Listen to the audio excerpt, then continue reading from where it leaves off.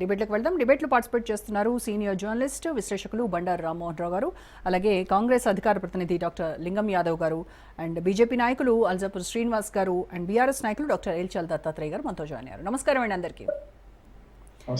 Right, ముందుగా లింగం యాదవ్ గారు, మొన్నటి దాకానేమో పొన్నం వర్సెస్ అడ్లూరి ఏదో సద్దుమణిగింది, మొత్తానికి సారీ చెప్పడంతో పొన్నము ఇది మొత్తానికి అంత కామ్ అయిపోయింది అని అనుకుంటూ ఉన్న టైంలో మళ్ళీ అడ్లూరి వర్సెస్ వివేక్, నిజామాబాద్లో వివేక్ ఆ వ్యాఖ్యలు చేయడము, మళ్ళీ అడ్లూరి దానిపైన ఆయన కౌంటర్ అటాక్ ఇవ్వడము, ఇదే తప్ప కాంగ్రెస్ ప్రభుత్వంలో పాలకులకు ప్రజాపాలన, ప్రజలకు సంబంధించినటువంటి ఆలోచన లేదు.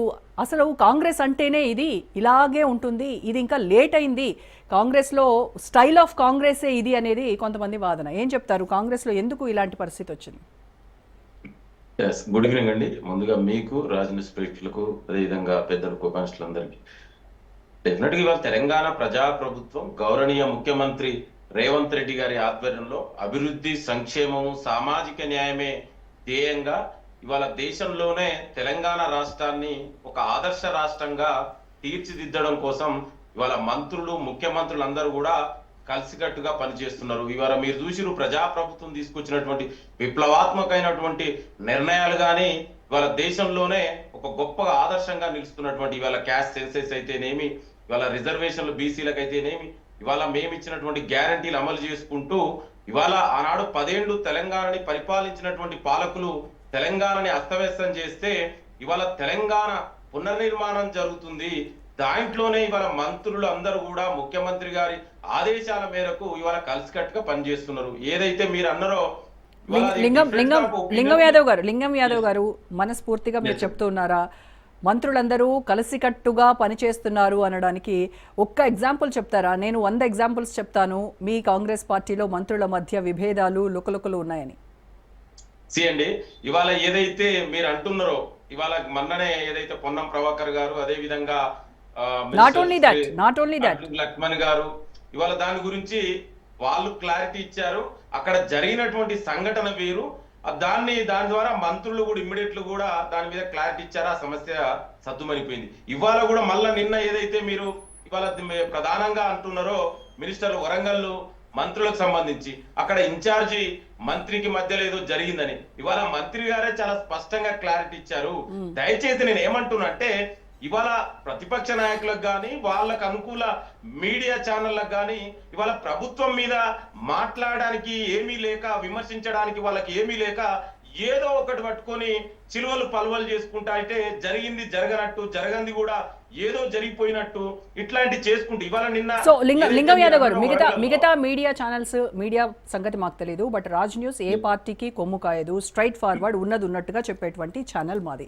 సో ఇందులో మిమ్మల్ని స్ట్రైట్ ఫార్వర్డ్ గా అడుగుతున్నాను, మంత్రుల మధ్య విభేదాలు లేవా? 71 కోట్ల టెండర్ పనులు ఆ సదరు శాఖకు సంబంధించినటువంటి మంత్రికి ఇన్ఫార్మ్ చేయకుండా, ఆ నియోజకవర్గానికి సంబంధించినటువంటి ఎమ్మెల్యే, మంత్రిగా ఉన్నటువంటి వ్యక్తికి, మహిళకి ఇన్ఫార్మ్ చేయకుండా, కనీసం చెప్పకుండా టెండర్లు తమకు సంబంధించినటువంటి వాళ్ళకి కట్టబెట్టింది నిజమా కాదా? దీంట్లో ఈ సందర్భంలో ఆ ముగ్గురి మధ్య విభేదాలు అగ్గి రాజుకున్నటువంటి మాట వాస్తవమా కాదా? అండి, ఇప్పుడు ఏదైతే 70 కోట్ల కాంట్రాక్ట్ సమ్మక్క సారలమ్మ అక్కడ నిర్మాణాలు జరుగుతున్నటువంటి కాంట్రాక్ట్ విషయంలో అది చాలా అబద్ధం. ఇవాళ ఈ మంత్రుల మధ్య అలాంటిది ఏదీ లేదు. ఇన్ఛార్జి మినిస్టర్ గా ఆయన అక్కడకు జనరల్ గా ఇన్ఛార్జి మినిస్టర్ జిల్లాల ఇవాళ దానికి సంబంధించి ప్రత్యేకించి ఎండోమెంట్ మినిస్టర్ గారు వారి ఆధ్వర్యంలో అవి జరుగుతుంటాయి. ఇది కావలసుకొని కొందరు ఇవాళ మినిస్టర్ గారే చాలా స్పష్టత ఇచ్చారు కండి, మనం కాదు కదండి. వాళ్ళ పొంగులేటి గారు కూడా చాలా స్పష్టంగా చెప్పారు, సీతక్క గారు గాని, సురేఖ గారు గాని మినిస్టర్ ఇవాళ చాలా స్పష్టత చెప్పారు, మా మధ్యలో విభేదాలు లేవు, ఇవాళ అందరం కూడా కలిసికట్టుగా పనిచేస్తున్నాం. ఇవాళ సమ్మక్క సారక్కకు ఇవాళ దేశంలోనే కాదు ప్రపంచంలోనే ఒక గుర్తింపు ఉన్నటువంటి ఆదివాసి జాతర, ఇవాళ దానికి మనం ప్రపంచంలో గుర్తింపు వచ్చే విధంగా చేయాలి. గతంలో ఆ విధంగా జరగలేదు, నిరాదరణకు గురైనటువంటి ఆ జాతరని ఇవాళ దేశం నలుమూలలా తెలిసేటట్టు, ప్రపంచం నలుమూలలా తెలిసే విధంగా ఆ జాతర గుర్తింపు తీసుకురావాలని అక్కడ పనిచేస్తుంటే అంటే ఏది పడుతుంది. జనరల్ గా కాంగ్రెస్ పార్టీలో డిఫరెన్స్ ఆఫ్ ఒపీనియన్ ఉంటుంది. ఇప్పుడు మన ఇండ్లలో కూడా మాట్లాడుకుంటే ఇప్పుడు బ్రదర్స్ గానీ ఒక ఫ్యామిలీలో కూడా డిఫరెన్స్ ఉంటది. దాన్ని పట్టుకొని ఇవాళ అనన్ని అననట్టు లేదా దాంట్లో కాంట్రాక్టర్ల మంత్రి జోక్యం చేసుకున్నాండి. ఎక్కడ ఉందండి? ఏ ప్రూఫ్స్ ఉందండి? Is there any proofs? ఏ మినిస్టర్ అని వచ్చి ఓపెన్ గా మీడియా ముందు చెప్పారా? ఏ మినిస్టర్ చెప్పారో చెప్పండి. అంటే ఇది ఏది లేకుండా వేగ్గా ప్రచారాలు. ఇవాళ నేను ఏమంటున్నానంటే, ఇవాళ సామాజిక న్యాయాన్ని పాటిస్తూ దళితులకు 4 మినిస్టర్లు ఇచ్చినటువంటి దేశ మరి చరిత్ర టెండర్లు పిలిచేటప్పుడు వాళ్ళిద్దరిని ఎందుకు పిలవలేదు?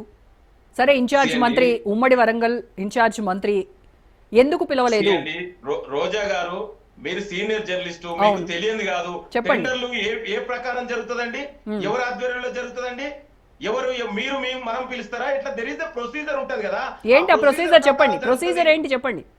ప్రొసీజర్ ప్రకారం జరుగుతుంది. అక్కడ ఆఫీసర్లు ఉంటారు, మినిస్టర్ ఆఫీసర్ల ద్వారా వాళ్ళు మినిస్టర్ పోయి మినిస్టర్ టెండర్లు వేయరు అండి.